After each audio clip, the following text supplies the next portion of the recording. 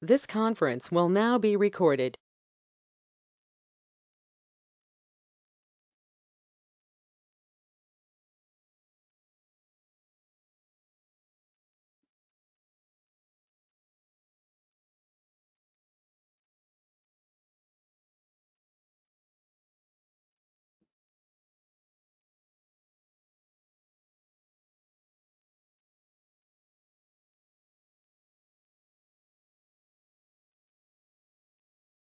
Good evening. In terms of the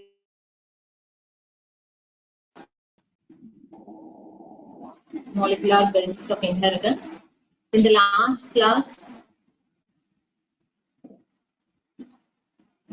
we learned few things from molecular basis of inheritance, 6th chapter. The nature, Mendel explained as factors, the nature of those factors, they regulating the pattern of inheritance. It was not clear at the time of Mendel. So nature of this genetic material, it was investigated over so many years, and they concluded that the genetic material or the genetic material which is the genetic material, that one, at least majority of organism or almost all organism or majority of organism is having DNA as the genetic material. Okay, that was the conclusion which they got. And in living system, they found two types of nucleic acids, DNA and RNA. And in most of the organism, DNA is acting as a genetic material. And RNA, mainly it is functioning as a messenger. Okay, then structure of polynucleotide chain that we learned, the nitrogenous base, a pentose sugar, and a phosphate group. These are the three components seen in nucleotide. So that also we learned. Purines and pyrimidines also we learned. Purines, adenine and guanine, they are called as purines, and cytosine, uracil and thymine. These are the pyrimidines. These are two types of nitrogenous bases. Purines and pyrimidines we learned. Then thymine is present in DNA, but in RNA, which is present, uracil. Uracil is present in the place of thymine in RNA. Okay, thymine is present in DNA. So instead of thymine, in RNA, which one is present? Uracil is present. Okay. Then we learned about Watson and Crick model of DNA. Then salient features of DNA, which we have learned that double helix, in double helix, which and all the or what and all the features in that double helical model. So two double-stranded DNA.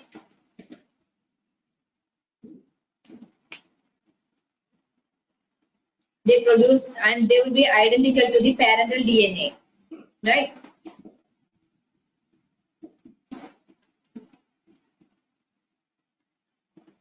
And how it will act? It will act as a template for the synthesis of a new strand, or that's how a new strand of DNA is getting synthesized. And the genetic implications of the structures of these DNA, that is very clear from this. And what are the salient features of this double helical structure of DNA? The backbone. It is constituted by sugar phosphate, and inside bases will be there, and it is made of two polynucleotide chains that we have an idea about. I hope you have an idea about double helical structure of DNA. Then anti-parallel polarity. We have learned another character as anti-parallel polarity. Then base pair. How these base pairs are working? They are paired through hydrogen bonds, and adenine will form two hydrogen bonds with thymine. At the same time, guanine with three hydrogen bonds with cytosine. Guanine is bonded with cytosine with three hydrogen bonds. Okay, means a purine and a pyrimidine, like that it is. And the chains of that is, it is coiled in a right-handed fashion, and the pitch of that helix, it is 3.4 nanometer. Okay, and in double helix, the plane of one base pair that stacks over the other. Okay, and the stability of that helical structure, that is in addition to the hydrogen bond. And the helical diameter, what about the helical diameter? It is around 20 angstrom. Okay, and the central dogma, we got a basic idea about central dogma of molecular biology: DNA, RNA, and protein. Okay. Francis and Crick proposed that central dogma of molecular biology. That central dogma of molecular biology states that the genetic information, the flow of genetic information from DNA to RNA and to protein. Okay. Then, now in today's class, we are going to learn the packaging of DNA helix. Okay. How we will calculate the length of double helix, DNA double helix in a typical mammalian cell. It is calculated by, how we will calculate? By multiplying total number of base pairs with distance between two consecutive base pairs. Okay. Total number of base pair, how we are calculating? By multiplying total number of base pair with distance between two consecutive base pair. That means 6.6 into 10 raised to 9 base pair into 0.34 into 10 raised to 9.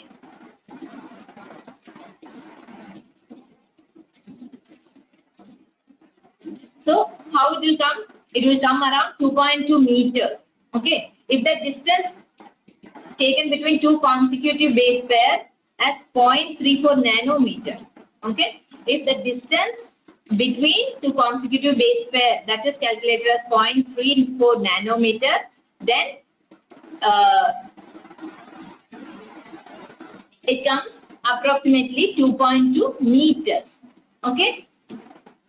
So the number of base pairs, how we will calculate that? Number of base pairs equal to total length by length between two bases. Total length by length between two bases. That's how we are calculating number of base pairs. Okay. Then in prokaryotes, DNA is not scattered. Okay, in prokaryotes, in the case of prokaryotes, DNA is not scattered throughout the cell. Like in E. coli, they don't have a definite nucleus. They don't have proper nucleus. Okay, so in a region, which is that region? That region is called as nucleoid, with some proteins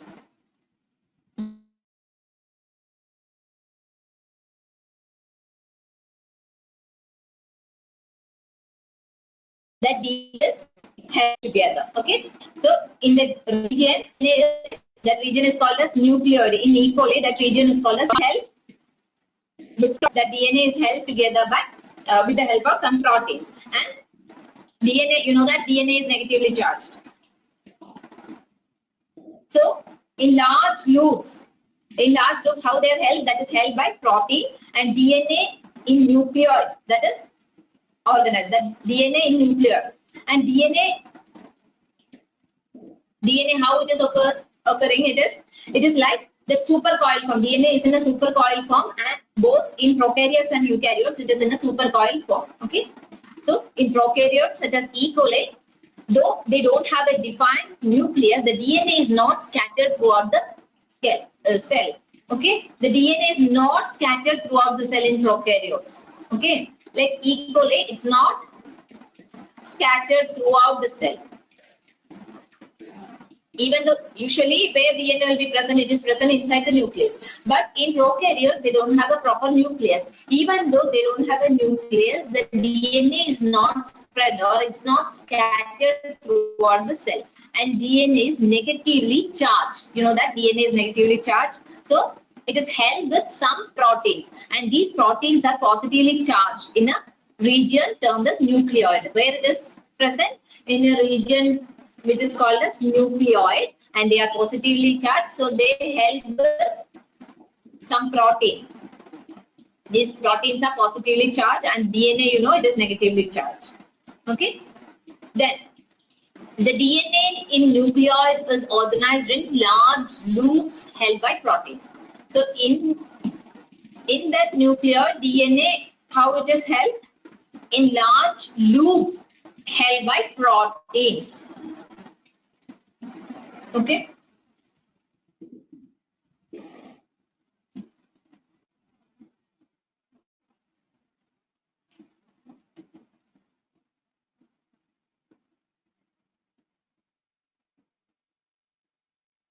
Just note down all these points. From here you may get so many MCQs.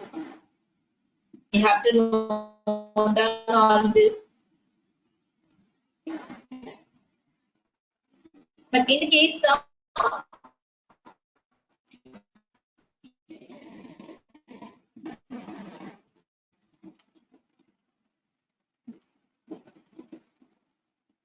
eukaryotes, more complex. Okay, this condition, it's more complex in the case of eukaryotes, and due to that phosphate group, the DNA is negatively charged. Why the DNA is negatively charged? Due to the phosphate group, the DNA is negatively charged. And histones are a set of positively charged basic proteins.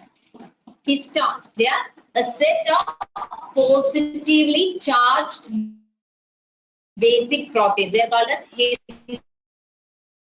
Note down, histones, they are set of positively charged basic proteins. Okay, and depending upon the abundance of that amino acid or amino acid residues, they have charged side chain also, and with all those things, this proteins are acquiring charge. So how is acquiring charge? Depending upon the abundance of the amino acid residues with charged side chains. How a protein is acquiring charge? It depends upon the abundance of amino acid residues, and that amino acid residues with charged side chains. Depending upon that, a protein is acquiring charges. And there are 5 types of histone proteins. H1, note down, there are 5 types of histone proteins. H1, H2A, H2B, H23, and H2A, H2B, H3, and H4. There are 5 types of histone proteins. Note down all this. H1, H2A, H2B,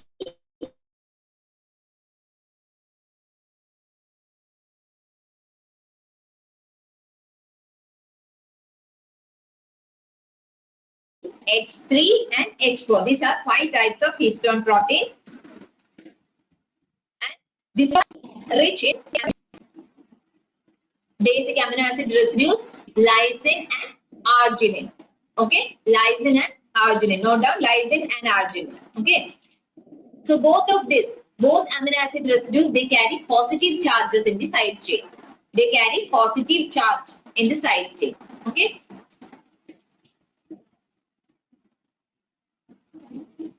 So in this one, in eukaryotes, this is much more complex. So how that DNA is getting negatively charged? Due to the phosphate group. Due to that phosphate group, it is getting negatively charged. And histones. What do you mean by histones, or what is histone? They are a set of positively charged basic proteins. They are called as histones. Positively charged basic proteins, and depending upon the abundance of amino acid residues and with side chain, with charged side chain, a protein is acquiring charges. So how a protein is acquiring charges? Depending upon the abundance of amino acid residues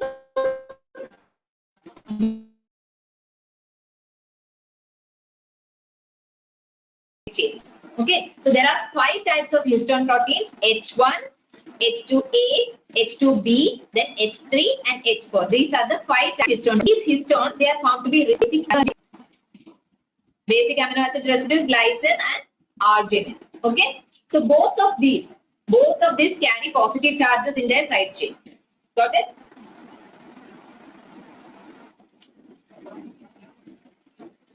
Then the next is, from all these you have to note down each and every point. These are very important for MCQ, especially for NEET exam. These are very, very important. Then next is histones.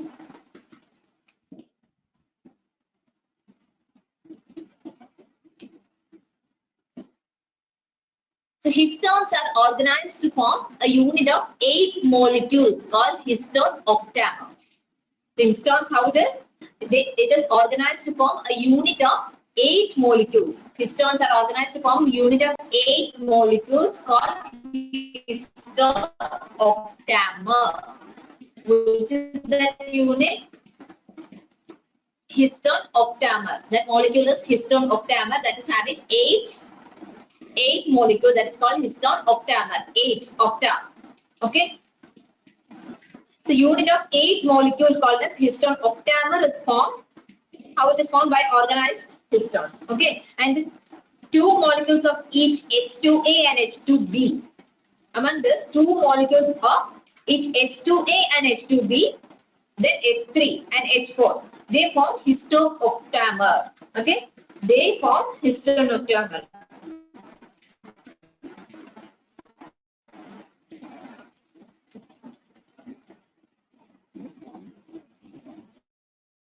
So here you can see the negatively charged DNA. DNA is negatively charged, that is wrapped around the positively charged histone octamer to form what? To form a structure called nucleosome. So the negatively charged DNA is negatively charged, we have already told, and that is wrapped around the positively charged histone octamer.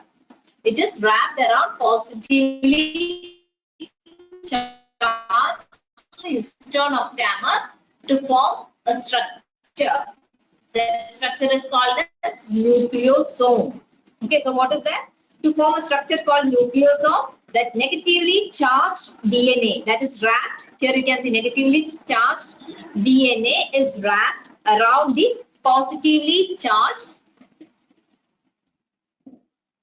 histone octamer. This, here you can see, this is histone octamer, and negatively charged DNA is wrapped around positively charged .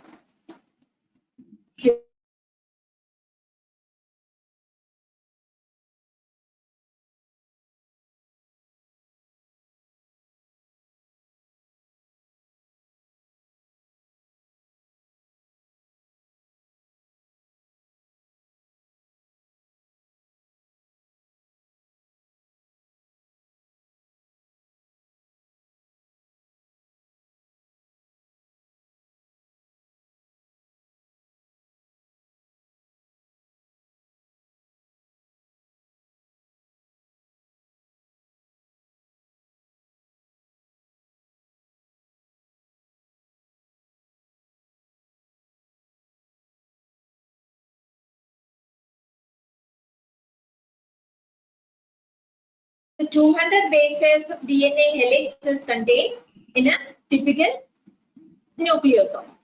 Okay. And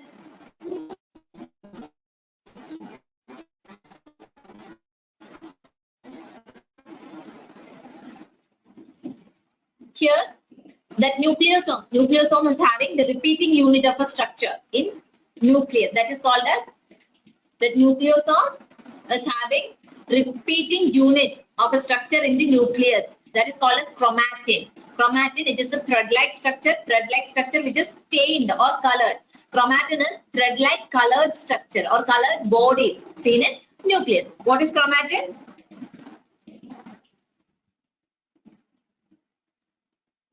Chromatin, they are thread-like colored or stained structures, stained bodies which are seen in the nucleus, and nucleosome constitute the repeating unit of them. Okay, nucleosome constitute the repeating unit of chromatin, and these are the colored, thread-like colored structures or stained structures seen in the nucleus.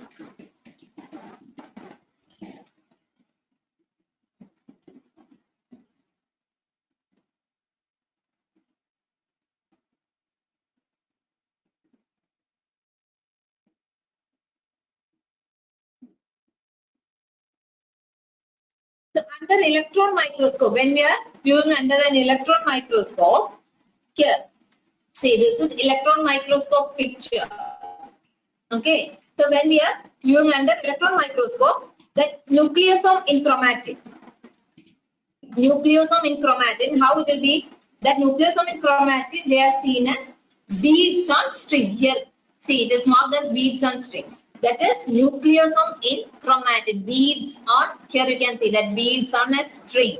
That is nucleosome in chromatin. Chromatin is thread-like structure. It is colored, and the nucleosome in chromatin, that is seen as beads on string. Like that, that structure will appear. So to form chromosome,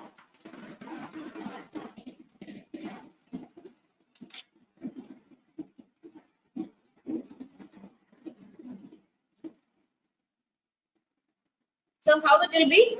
To form that chromosome, the beads on string structure, they form chromatin fibers, and these are coiled or further coiled and condensed. At which stage of cell division it will get condensed? Metaphase. During metaphase of cell division, this chromatin fibers further it will get condensed or it will get coiled, and during stage of cell division, this will be visible like this. Okay, so the beads on string structure in chromatin, it is packaged to form chromatin fibers, and these are further coiled. Again, these are coiled and they are condensed at metaphase stage of cell division. At which stage? Metaphase stage of cell division. You can see condensed form of chromosome during metaphase. Metaphase means during metaphase, it will be arranged in the center, right? The condensed form will be arranged in the at the center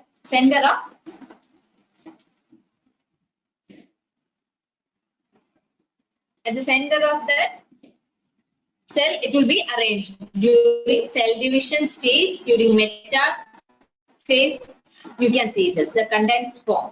Okay, so at higher level, additional set of proteins also you can see in higher level, and they are collectively called as non-histone chromosomal proteins. They are called as non-histone chromosomal proteins.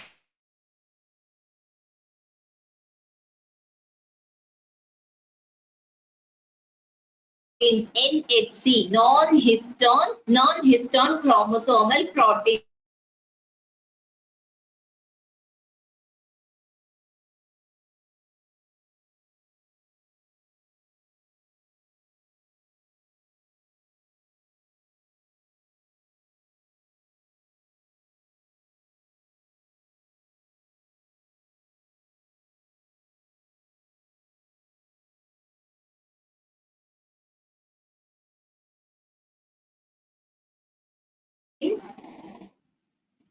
Chromatin, it is packaged to form chromatin fibers, and these are further, again these are coiled and these are condensed at metaphase stage of a cell division.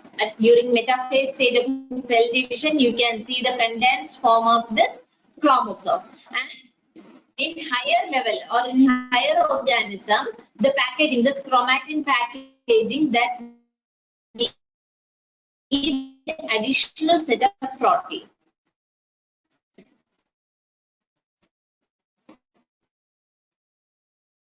That need additional set of protein, and these additional set of protein plus this chromatin packaging, that is collectively called, that is together called as non-histone chromosomal proteins. Loosely packed and stains light and are referred as euchromatin. So what is euchromatin? Normally in the nucleus, some regions of this chromatin, they are loosely packed and it is having light shade, and that is called as euchromatin. Okay, and the chromatin that is densely packed and dark stain, that's having dark stain, that is called heterochromatin. So what is heterochromatin and euchromatin? Note down these points. What is heterochromatin? Heterochromatin is light shaded and loosely packed chromatin.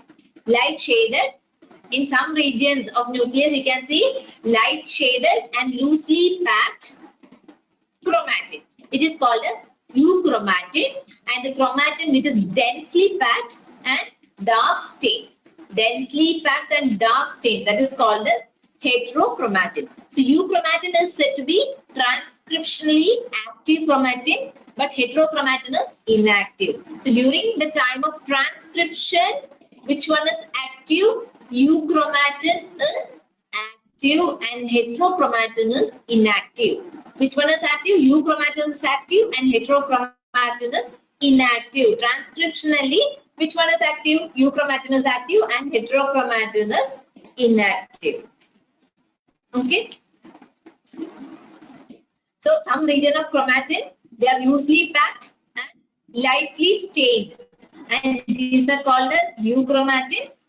And heterochromatin means the chromatin that are more densely packed and it is having dark stain. Okay, so heterochromatin is inactive and euchromatin is said to be transcriptionally active chromatin. Okay, euchromatin is transcriptionally active, but heterochromatin is transcriptionally inactive. Then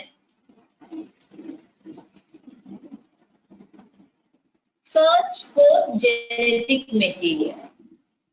Okay. Let's see what and all we need to learn under this.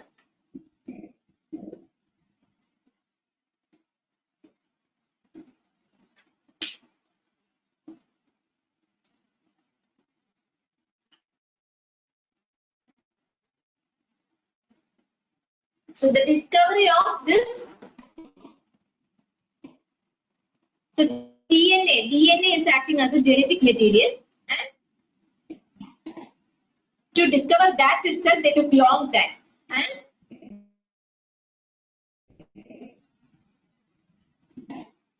even though it is proven that discovery of nuclein by Miescher, and the principle of inheritance by Mendel, all these were almost at the same time. Okay, so the mechanism of that genetic inheritance and how it is getting inherited, or the studies of that inheritance at molecular level, that was around 1926 by John Gregor Mendel, then Walter Sutton, Thomas Hunt Morgan, and several other scientists were also there. So you have to note down these names.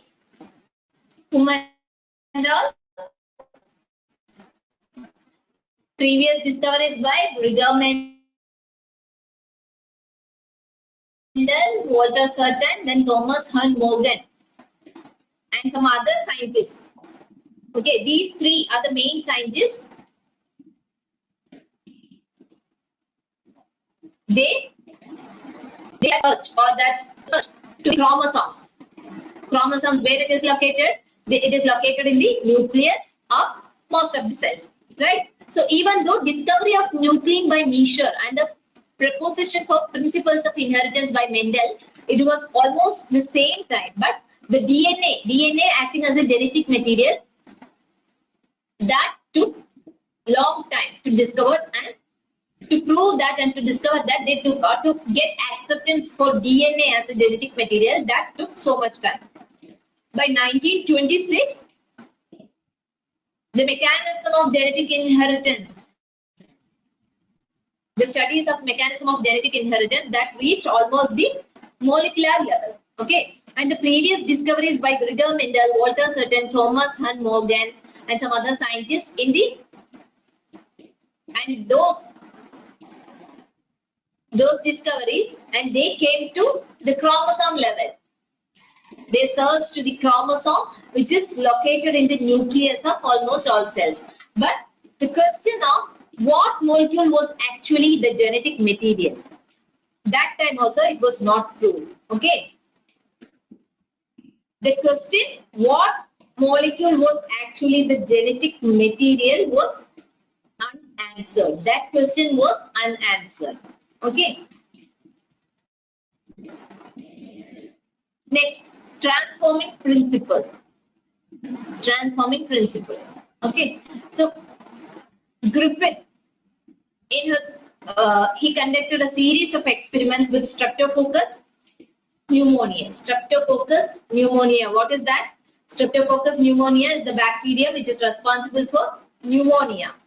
So that Streptococcus pneumonia experiments,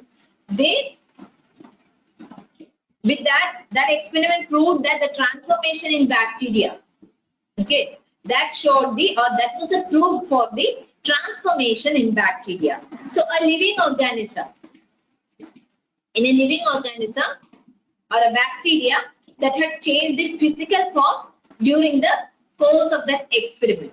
So some produced smooth, shiny colonies. Okay, some bacteria, they produced smooth, shiny colonies and marked as S. Then, while some other bacteria, they produced rough colonies, R. Okay, here we are mentioning as R and S. S for smooth and R for rough colonies.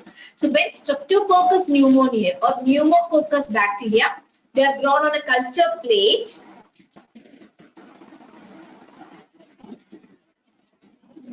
Some produced rough colonies and some produced smooth colonies. Okay.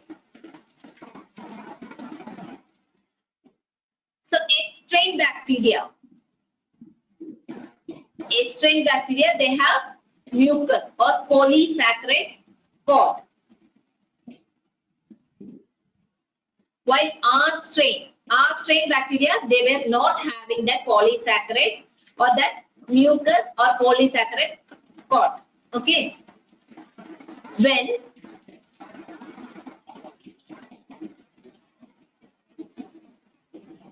So how they conducted experiment? Griffith conducted series of experiments with Streptococcus pneumonia. And what is that?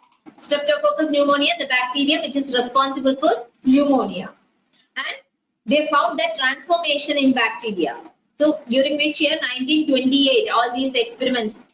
Frederick Griffith, in a series of experiments with Streptococcus pneumonia, he tried to prove the transformation in bacteria. So during that course of that experiment, a living organism or a bacteria that is changing the physical form.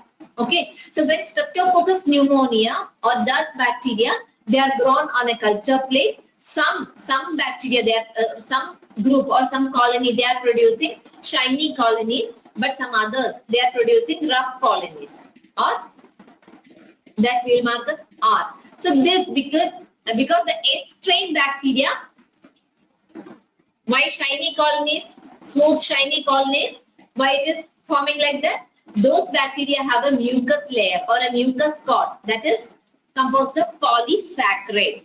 But the other one, rough colonies, that are strain, that don't have that polysaccharide or that mucus. Okay, polysaccharide cord or that mucus. So when a mice infected with this S-strain, that died from pneumonia infection.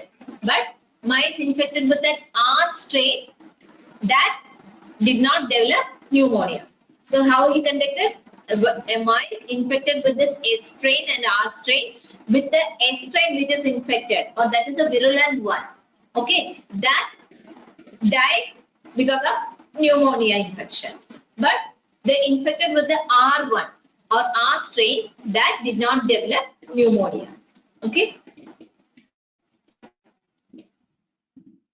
So here, S-strain when injected to mice, that mice died. Then R-strain injected to mice was alive. Okay. Then Griffith was able to kill bacteria by heating them, and he observed that heat killed a strain bacteria when it is injected to mice, did not kill them. Okay. So by heating them, what Griffith did? By heating them, Griffith was able to kill the bacteria. He tried to heat them. That's how he killed the bacteria. Then he arrived at the conclusion that he killed a strain bacteria when it is injected into mice that did not create any infection, or the mice was alive when it is heat killed. Okay. Then a strain that heat killed one when it is injected to mice was alive, or it was live. Okay. And when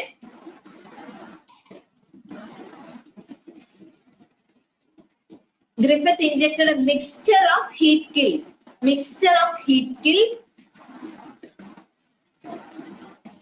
and live R bacteria. Mixture of heat killed S. Okay. S was heat killed and R was live. Okay. This mixture, when he injected to mice, that mice died. Okay. This was the experiment. Griffith experiment. You need to write for your board exam. They may ask a strain when it is injected to mice died. R strain injected to mice was alive. But then what he did? He killed a strain. He tried a strain which is killing that mice. When it is heat killed and injected to mice was alive. Okay. Then another experiment, a strain.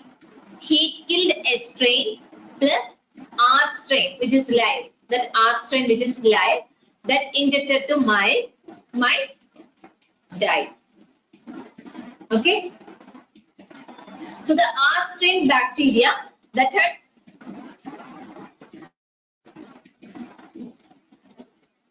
somehow it is transformed by the heat killed A strain bacteria. That was Griffith's conclusion.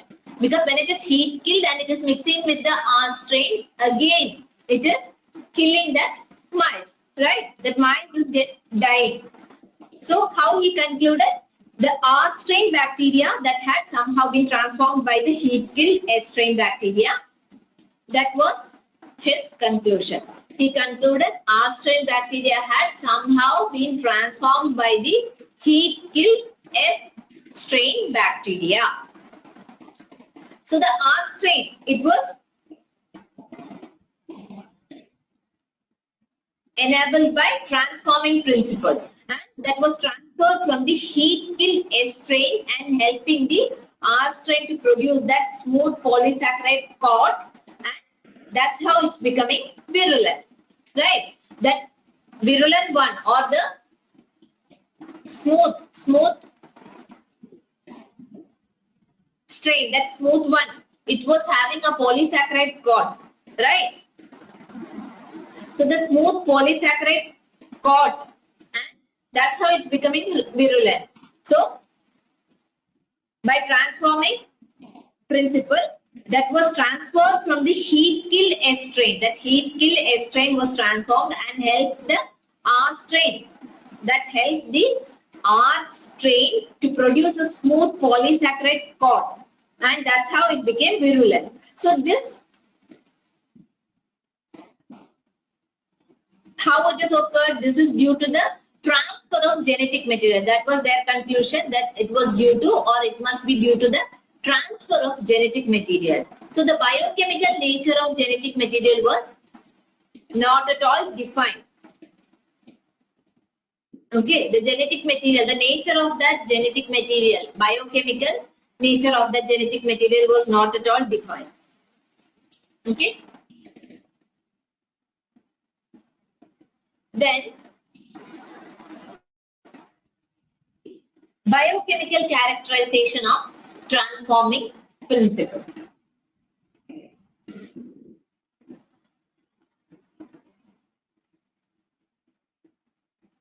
So the genetic material that was thought to be a protein before the work of all this before the work of Avery, MacLeod and McCarthy. Avery, MacLeod and McCarthy. Before their work, that genetic material that was thought to be a protein before their work. So to determine the biochemical nature of that transforming principle, they did all this work. So to see that which one can transfer this live R cells into S cell, for that they try to purify these biochemicals like protein, DNA and RNA. They try to purify, and from that heat killed S cells, they try to purify all these things. Okay, so they worked to determine the biochemical nature. They wanted to prove the biochemical nature of this transforming principle in Griffith experiment. In Griffith experiment, how it was? So they wanted to prove the biochemical nature. So they purified this biochemical like protein, DNA, RNA and all. They purified this protein, DNA, RNA and all from the heat killed S cells. From heat killed S cells, they isolated protein, DNA, RNA and they tried to purify this. So they wanted to see that which one could transform live R cell into S cell. Okay, they wanted to check that which one can transfer this live R cell into S cell. Okay. So later they discovered that DNA alone, only that DNA. They conducted experiment with protein, DNA and RNA, but later they proved that only DNA from S bacteria that caused R bacteria to become transformed. Only DNA is working in that way. DNA alone from S bacteria caused R bacteria. That alone from this S bacteria that caused R bacteria to get transformed. Okay.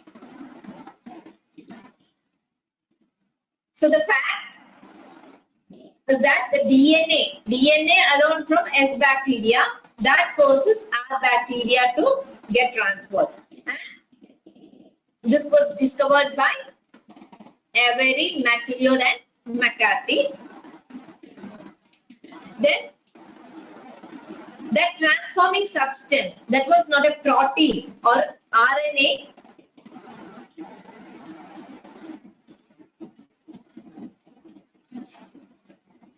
that protein digesting enzymes like protease and RNA digesting enzyme, RNAs, this did not affect transformation. So the transforming substance was not a protein or RNA. Okay. In this, each and every point you should note down. Each and every point is a MCQ. Okay. So you have to note down. So they discovered that protein digesting enzyme, that proteases and the RNA digesting enzyme or RNAs, they did not affect this transformation. So that transforming substance was not a protein or RNA. And the digestion with DNA did not inhibit transformation. So the DNA caused the transformation. So they concluded, finally what they concluded, DNA is the hereditary material, but that time all biologists were not convinced with this. So digestion with DNA did inhibit transformation. They suggested that the DNA is that caused the transformation. And they concluded, finally these scientists concluded that DNA is the hereditary material, but other people, so many people were conducting research experiments on this, so all biologists were not ready to accept this truth. Okay. Then genetic material is DNA, the experiment which is proving that genetic material is DNA. So from that experiment of that Hershey and Chase, they came to prove that DNA is the genetic material. During 1952, they proved that they worked with virus and they infected bacteria called bacteriophages. So they proved that DNA is the genetic material. who proved Hershey and Chase. Hershey and Chase experiment in 1952. DNA as the genetic material. So what they did, they worked with bacteriophages, and these bacteriophages, they are the viruses that affect or that infect the bacteria. What is bacteriophage? The virus which infect bacteria. Okay, and these bacteriophages that attach to the bacteria, here you can see these bacteriophages are attached to the bacteria and the genetic material, and its genetic material to enter the bacterial cell. So they work with bacteriophages, and these bacteriophages are the viruses that infect bacteria. Bacteriophage you can see here inside. They are the viruses which infect bacteria, and these bacteriophages attaches to the bacteria and the genetic material, the bacteriophages genetic material to enter the bacterial cell. And after entering, they will manufacture more. After entry, they will manufacture more viral particles, and the bacterial cell, how it will treat the viral genetic material? The bacterial cell will treat the viral genetic material as its own material, and it will start the work. So from that virus that entered the bacteria, Hershey and Chase, they worked to discover whether it was protein or DNA. So Hershey and Chase worked to discover whether it was protein or DNA, and what they did, they grow some viruses on medium that contain radioactive sulfur. Okay, they work on radioactive sulfur label protein capsule. Here radioactive phosphorus label DNA. Okay.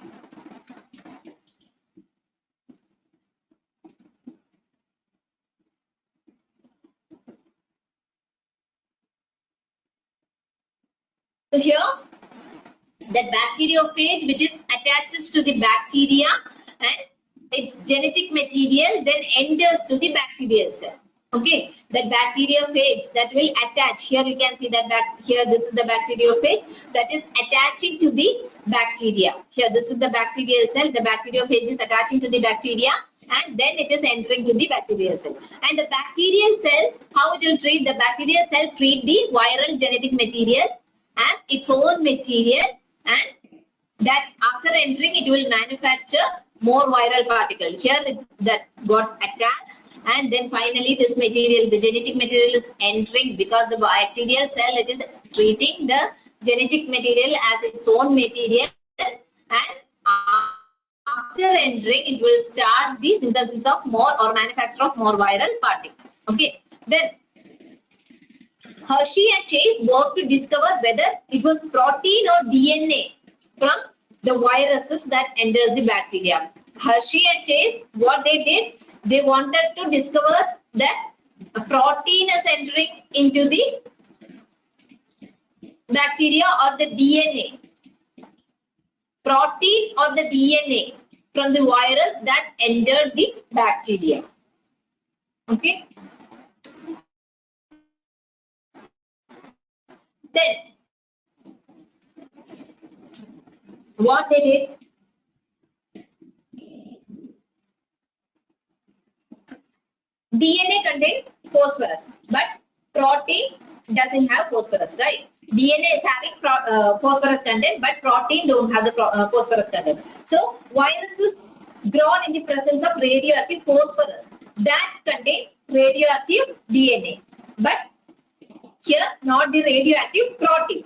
Okay. So what they did, they grew some viruses on medium that contain radioactive phosphorus, and here some others on medium that contain radioactive sulfur and radioactive phosphorus. And the viruses grown in the presence of radioactive phosphorus that contain radioactive DNA but not radioactive protein. So here viruses which is grown in the presence of radioactive phosphorus, that radioactive phosphorus here, that contain radioactive DNA, because phosphorus that is present in the DNA. So radioactive phosphorus contain, they have radioactive DNA, but they don't have radioactive protein, because DNA contains phosphorus, protein don't have the phosphorus. So similarly, in the same way, the virus is grown on radioactive sulfur, which grown on radioactive sulfur that contain radioactive protein, but they don't have radioactive DNA because it is present in sulfur. Because DNA don't have sulfur, but protein is having sulfur. So here virus is grown on radioactive sulfur that contain radioactive protein, but not the radioactive DNA, because protein sulfur content is there. In DNA, sulfur content is not there. Okay.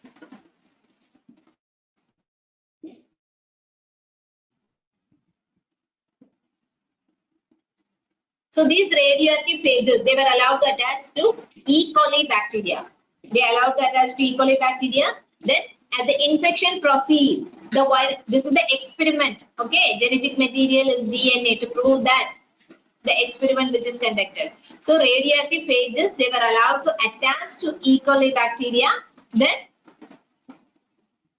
when that attachment is over, then infection that proceeded, and the viral coats, the coat of that viral coats were removed from the bacteria. Then virus particles were separated from the bacteria by spinning them in centrifuge. Here you can see both particles are there inside. So after centrifugation, or with the help of this centrifugation, that virus particles were separated from the bacteria. Then those bacteria, they were infected with viruses that had radioactive DNA. They were radioactive.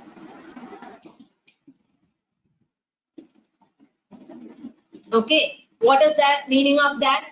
That means that DNA, they were having the radioactive DNA. So what is the meaning of that? DNA was the material that passes from the virus to bacteria.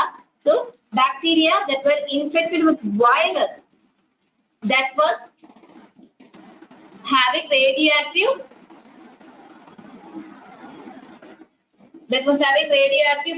protein, those were not radioactive. Okay, so this forms, or this shows that the proteins did not enter the bacteria from the virus. Protein is not entering to the bacteria from that virus. So DNA is entering like that. The next one. So DNA is the genetic material that is passing from virus to bacteria. That's how they prove DNA is the genetic material.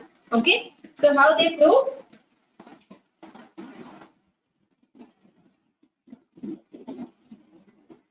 DNA contains the phosphorus, but protein don't have phosphorus. And the virus grown in the presence of radioactive phosphorus, they contain radioactive DNA. But because phosphorus is present in DNA, right?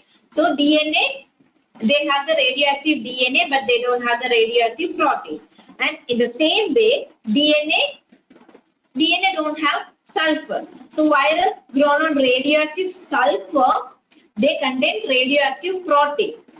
Okay, because sulfur is present in protein. So that becomes radioactive, but they don't have radioactive DNA. Then they allow to attach E. coli bacteria where these radioactive phages are present. So that viral coats were removed from the bacteria.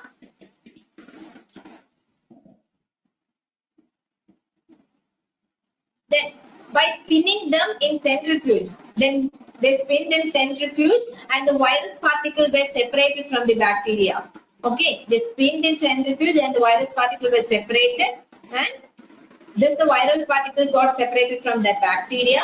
That formed that the DNA. DNA was the material that passed from the virus to the bacteria. Okay, from that they got that DNA was the material that passes, or the pass from the virus to the bacteria. So in bacteria,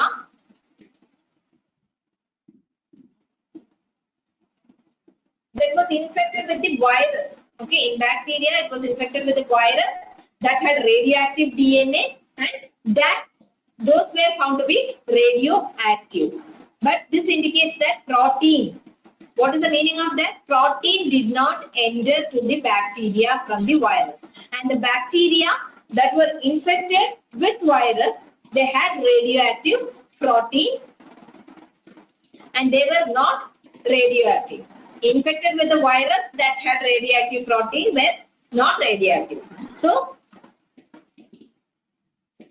from this, we can say that DNA is the genetic material that is passed from virus to bacteria. So, we can say that DNA is the genetic material which is passing from virus to bacteria. Okay.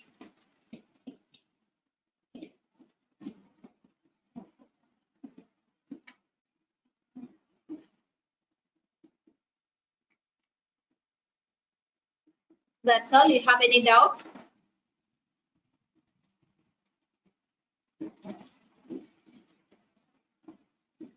Do you have any doubt? Deepa? You want me to repeat anything?